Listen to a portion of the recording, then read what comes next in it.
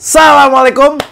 Persija Jakarta ada update beberapa hal menjelang nanti launching tim, launching jersey, ada friendly match juga di sana di JIS tanggal 26. Ada beberapa hal yang menurut gue ini seru untuk dibahas. Yang pertama gue udah mau ngebahas tentang Ketua Umum Erick Thohir yang datang ke JIS mau ngapain.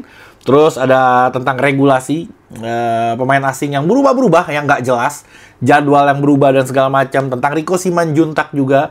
Terus tentang rumor-rumor pemain asing tipis-tipis nanti. Kalau keburu di konten ini, kalau nggak keburu di next konten gue akan bawainnya, jadi pantengin aja. Yang pertama gue mau ngebahas, ini memang selalu menjadi kontroversi ketika Erick Thohir datang ke JIS gitu.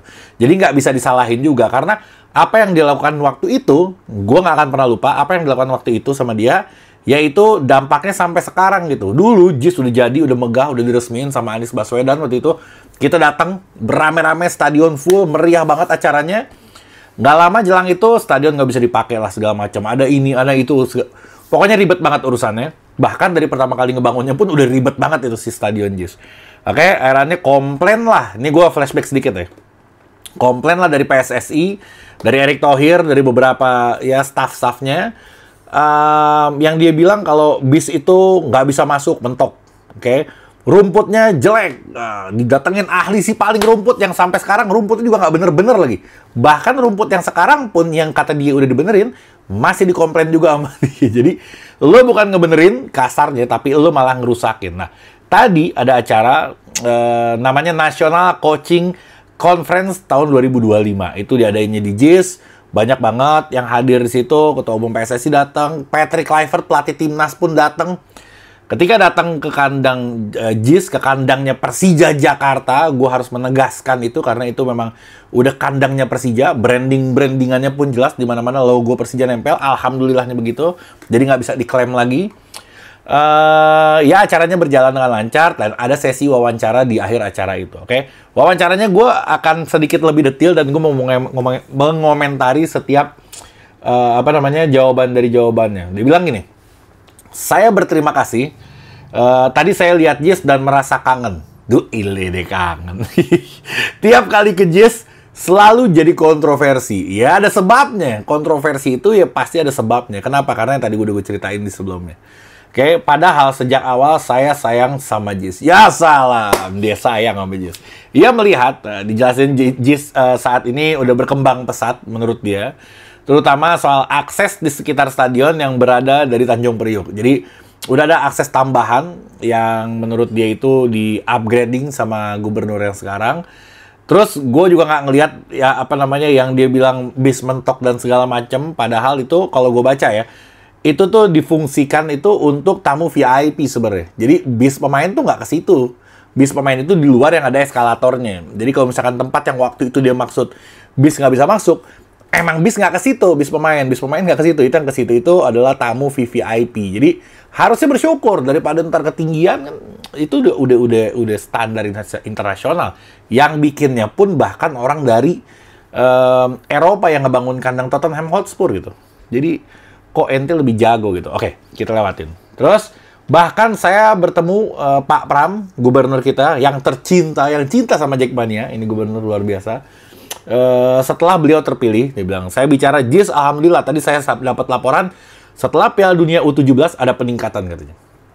Akses jalan tol sudah tembus, benar. Terus, yang sekarang ada akses kereta api yang lagi dikejar. Memang kalau dijadi kereta apinya itu bakal keren banget.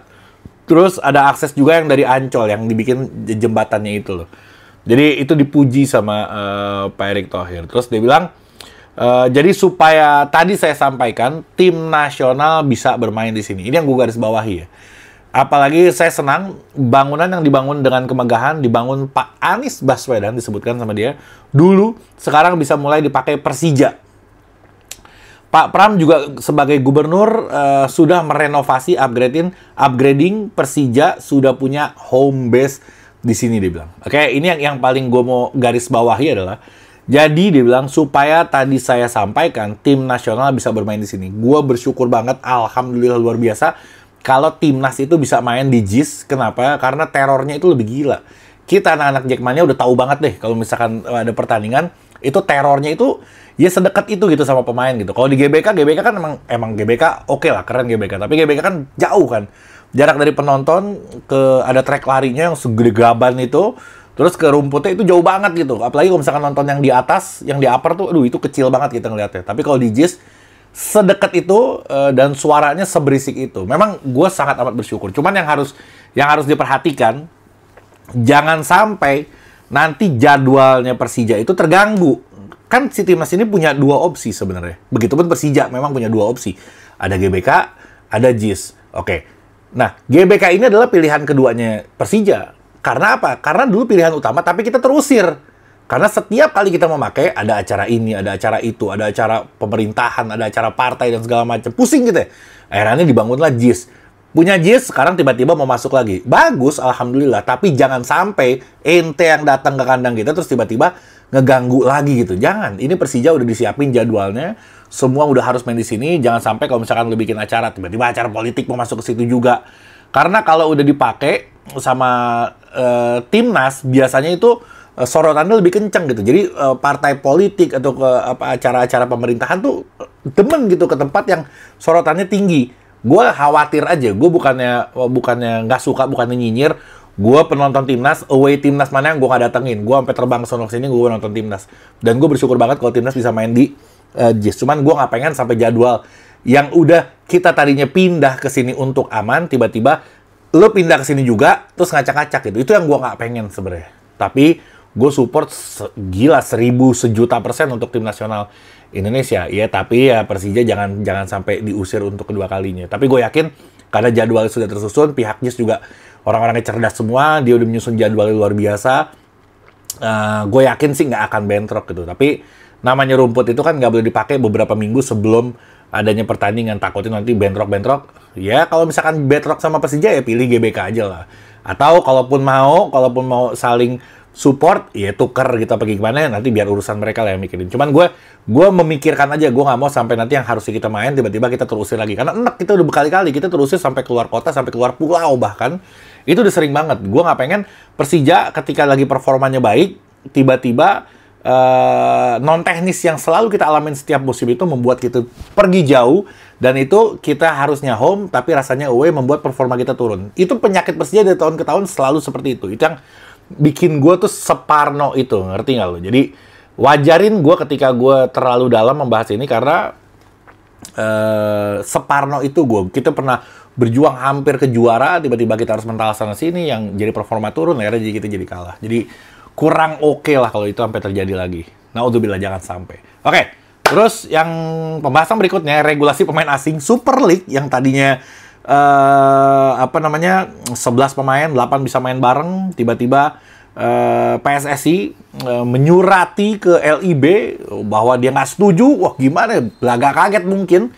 Padahal harusnya sih dia tahu ya, karena kebijakan ini itu kan kesepakatan semua klub yang ada di Indonesia. Dan masa iya PSSI nggak tahu gitu. Tiba-tiba setelah rame, viral apa segala macam, orang rame, pemain dari APPI, pemain lokal kita rame juga, bersuara juga. Tiba-tiba di media PSSI bilang kalau, wah ini saya rasa sih kebanyakan. Kalimatnya kayak gini, PSSI kirim surat ke I-League. I-League itu adalah PT LIB yang sekarang namanya berganti, terkait kebijakan pemain asing di Super League. Super League itu adalah Liga 1. Biasakan kalian dengan itu ya. Terus suratnya merevisi aturan kuota pemain asing. Awalnya 11 pemain asing, dibolehkan 8 yang masuk DSP.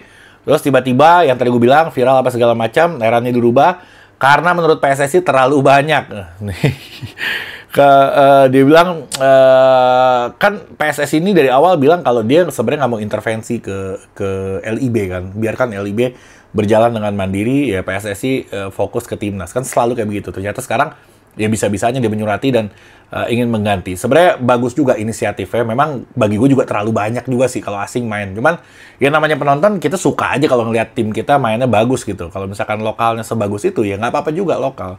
Tapi diturunin jadi 7 yang main, masih oke lah, masih oke. Jadi ya nggak jadi shock-shock amat gitu. Oke?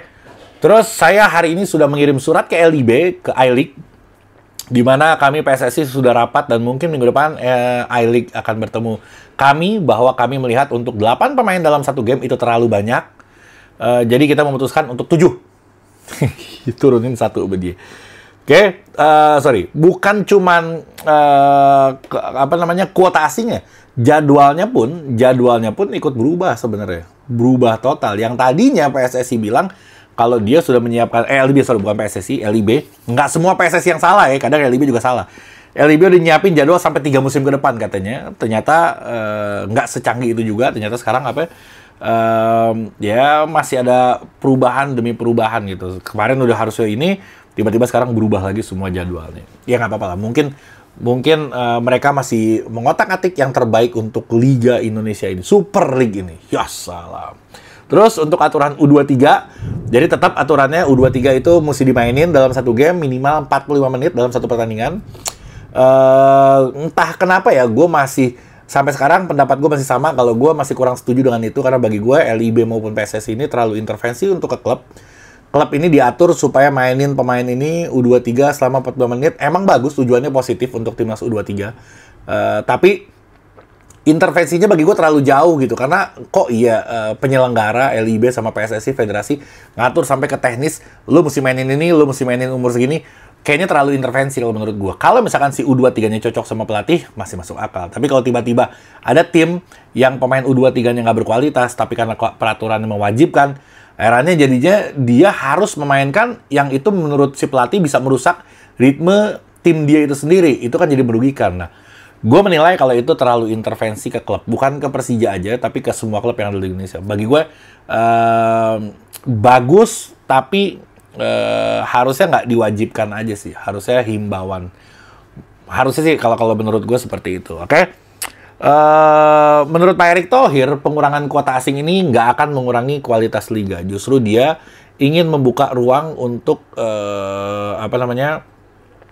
pemain lokal. Sebenarnya kita mesti balik dulu deh. Ini kenapa sih kuota asing ini ditambah sampai ke 11? Karena kan awalnya kalau tim Indonesia ini main di level Asia atau ASEAN, itu selalu terseok-seok gitu. Makanya muncullah kebijakan ini supaya nanti perwakilan dari Indonesia yang akan mewakili Indonesia ini bisa dapat asingnya banyak, dan dia nanti ketika mewakili Indonesia itu nggak malu-maluin. Sebenarnya ini kepentingannya buat 1, 2, 3 klub aja sih, tapi masa iya dia doang sih yang dapat kebijakan itu, eranya dipukul rata semuanya dapat. Menurut gue seperti itu. Oke, apalagi yang berikutnya? Rico Simanjuntak dilepas. Kemarin kan kita sempat dapat kabar kalau si Mauricio Souza yang ngomong si Rico ini sepertinya akan di Sleman dan segala macam ya. Barulah jadi rumor tuh kalau Rico nggak bakal balik lagi ke Persija Jakarta. Nah ternyata si Pak Panca, direktur utamanya Persija ini, dia ngomong sendiri gitu. Dia bilang bahasanya kalau Rico dilepas karena ada tawaran dari klub lain yang menggiurkan. Ada yang bilang kalau dia bakal ke Sleman, cuman sayang banget kalau misalkan dia ke Sleman, dan Sleman juga kayaknya nggak akan menggiurkan juga tawarannya untuk mendapatkan Rico.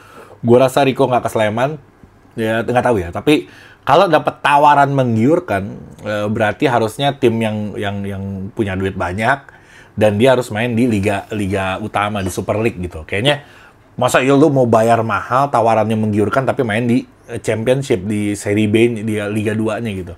Kayaknya sih enggak. Jadi kalau masih main di liga utamanya, ya masih nggak apa-apa lah, karena Rico masih pantas untuk ada di sana. Cuman kalau dia harus main di kasta kedua di Indonesia, gue agak menyayangkan aja untuk sekelas Rico Simanjuntak yang baru kemarin dipanggil timnas itu harus berada di kasta kedua untuk Liga Indonesia gitu. Oke? Jadi kayaknya nggak keburu, udah berapa? 12 menit lebih. Jadi gue akan bahas nanti Persija akan pakai 9 pemain asing kemungkinan. Terus kualitasnya seperti apa aja. Terus gue juga membahas pemain baru yang gue spill dikit, si Kumis itu, yang kayak kumisnya. Sama Persija juga kerjasama sama beberapa perusahaan daerah, Provinsi DKI. Keren banget, anggarannya gede banget, dan ya kayaknya sih isu-isu kalau nunggak gaji itu nggak akan terjadi lagi gitu. Oke, next di konten berikutnya. Jadi pantengin terus, lo subscribe yang belum subscribe. Sama baju ini gue lupa ngomongin, nanti ada keranjangnya di sini, lo cek aja ke situ. Ada yang terbaru juga, lo masuk aja ke tokonya, beli aja langsung.